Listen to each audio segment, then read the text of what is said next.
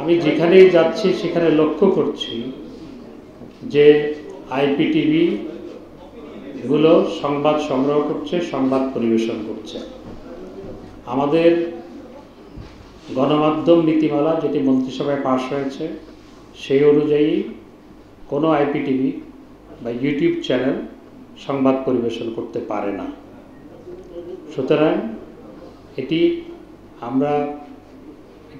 বেশ আগে মন্ত্রিসভায় অনুমোদিত নীতিমালা, সেই নীতিমালা অনুযায়ী আইপিটিভি বা ইউটিউব চ্যানেল সংবাদ পরিবেশন করা নিয়ম বহির্ভূত।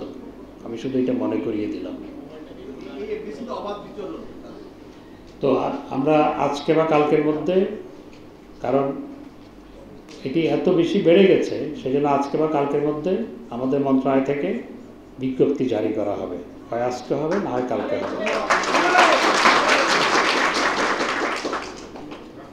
আপনাদের প্রশ্ন হচ্ছে ইভিএম। হ্যাঁ, ইভিএম নিয়ে জি, মানে সিইসি জানিয়েছেন 300 আসনেই ব্যালটের মাধ্যমে নির্বাচন হবে। আওয়ামী লীগের দাবি অগ্রাহ্য হচ্ছে কিনা? দেখুন, বাংলাদেশ আওয়ামী লীগের পক্ষ থেকে বলা হয়েছিল আধুনিক প্রযুক্তি ইভিএমের মাধ্যমে নির্বাচন অনুষ্ঠানের জন্য আমরা দাবি উপস্থাপন করেছিলাম। মার্কিন যুক্তরাষ্ট্রে ইভিএমের মাধ্যমে বা ইলেকট্রনিক ভোটিং মেশিনের মাধ্যমে নির্বাচন হয়, পার্শ্ববর্তী দেশ ভারতে হয়, অন্যান্য দেশেও ইভিএমের মাধ্যমে নির্বাচন হয়। আমরা দেশকে ডিজিটাল বাংলাদেশে উন্নীত করেছি। তো এখানে আধুনিক প্রযুক্তি ব্যবহারের দাবি আমরা উপস্থাপন করেছিলাম এবং নির্বাচন কমিশন বিভিন্ন উপনির্বাচনে ইভিএম ব্যবহার করেছে। তবে নির্বাচন কমিশন স্বাধীন,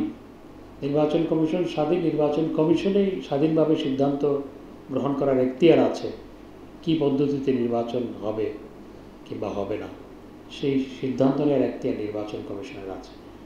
আমি এইমাত্র জানতে পারলাম যে আপনাদের মাধ্যমে জানতে পারলাম এইমাত্র যে 300 আসনেই তারা ঘোষণা করেছে যে প্রচলিত পদ্ধতিতে নির্বাচন হবে।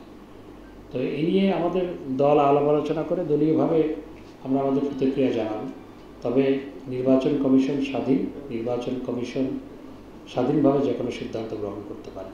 আরেকটি বিষয় হচ্ছে ইভিএম কেনার জন্য আর মেরামতের জন্য যেই পরিমাণ নির্বাচন কমিশন থেকে বাজেট চাওয়া হয়েছে সেটি $1 বিলিয়ন বেশি, এবং সেই $1 বিলিয়ন আমাদের বৈদেশিক মুদ্রা খরচ করতে হবে। আজকের পরিস্থিতিতে কি এই $1 বিলিয়ন খরচ করার যৌক্তিকতা আছে কিনা সেই নিয়েও অনেকে প্রশ্ন তুলেছে। ধন্যবাদ।